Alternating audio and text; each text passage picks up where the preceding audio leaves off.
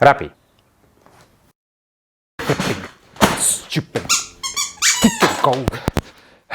Welcome to the rugby update, where I have to do this even though I'm upset. The Rugby Championship. Let's look at the games and try to process the pain. First up, the All Blacks absolutely smashed Argentina. 39 points to 0. Where to even start with this one? 5 tries to 0, or Argentina missing 31 tackles, or New Zealand running for 780 meters. Those are crazy numbers for internationals. I think the biggest issue for Argentina was their incredibly passive defense. They just let the All Blacks run at them and chew up the meters. When the ball got to the 13 channel, Ioane probably could not believe all the space he was being given. It's an old story. Give New Zealand possession, space, and you miss tackles. This is what happens. We'll see if the Pumas learn before the next match. They gotta cut down the AB space and make them work harder for meters. Also, be more disciplined. 21 penalties in the last match and 18 in this match. That's an improvement. Like a broken arm is better than a broken leg. You still won't win a rugby match that way. Does that make sense?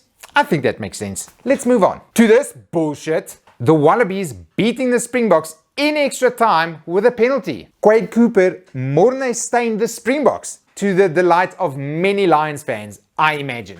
I used to get extremely upset when the Springboks lost. My whole week would be ruined and I would spiral into thoughts of what could have been.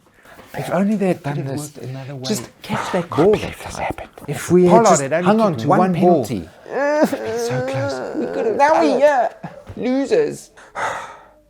Now, I try and move on as quickly as possible and just try and enjoy the game of rugby more. Also, I go check Twitter to see the abuse Mark Ioane is suffering, just for a bit of schadenfreude. It perks me right up.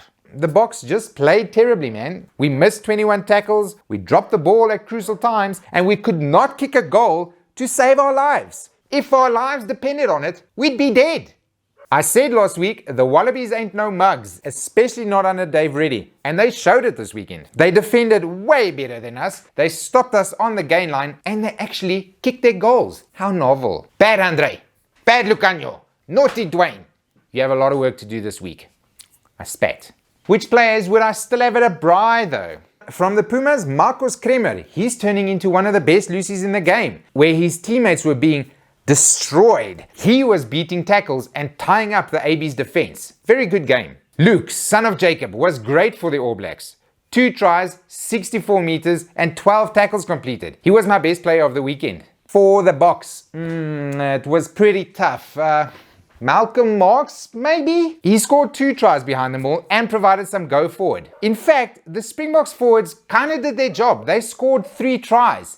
It was those vainglorious Bucks what lost us this game. And finally, as always, Michael Hooper for the Aussies. Many tackles, many carries, many frustrations playing against him. Hate that fucking guy. Okay, processing of the pain done. On to the Currie Cup. The final was played last Saturday and I'm glad I'm not a Sharks fan. A record final score of 44 points to 10.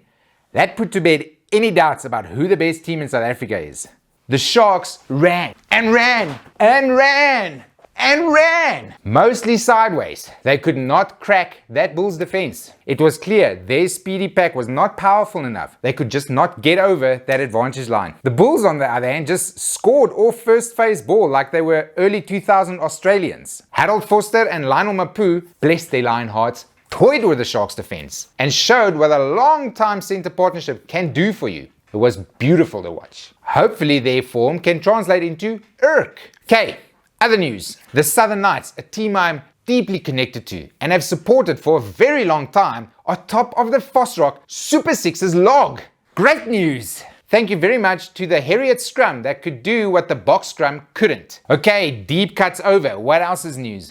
As I film this, it is literally 10 days until the start of Urk. South Africa has also lowered some of its COVID restrictions and it is spring outside. It truly does feel like the start of a new era in rugby. So on Friday, 24 September, the Lions will be traveling to Italy to lose to Zebre. Set your watches for the new era to start. Other news. Quade Cooper, that bastard, is set to finally become an Aussie citizen. I guess that's a due reward or possibly punishment for beating the Springboks. Never mind the irk, the English Premiership is kicking off this Friday. Many SA fans will be keeping a keen eye on a certain Mr. Jarno Augustus, who was set to become the next big 8 for the Boks. Hopefully he can develop in Northampton. In good news, the Georgian rugby head coach is finally back in his home country after 2 months of battling COVID here in South Africa. I'm really very glad that he's recovered and back with his family. It's good news.